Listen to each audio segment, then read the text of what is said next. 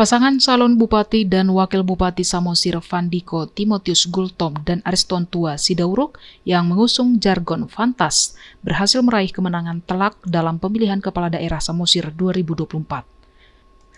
Berdasarkan hasil quick count yang dikeluarkan oleh sejumlah lembaga survei, pasangan nomor urut 1 Freddy Andreas hanya berhasil meraih 36% suara, sementara pasangan nomor urut 2 Vandiko Ariston memperoleh suara sebesar 63%.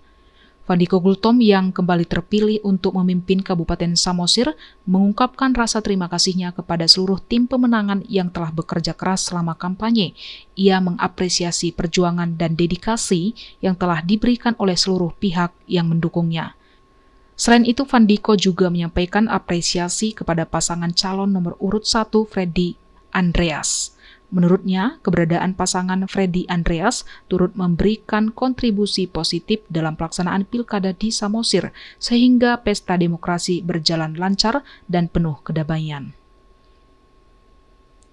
Dengan kemenangan ini, pasangan Fantas diharapkan dapat melanjutkan program-program pembangunan yang telah mereka rencanakan untuk kemajuan Samosir.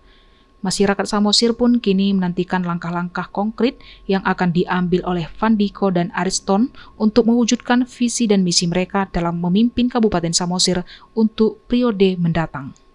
Jangan lewatkan berita menarik lainnya hanya di channel Toba TV. Follow, like, dan subscribe channel Toba TV untuk mendapatkan informasi terbaru lainnya. Horas.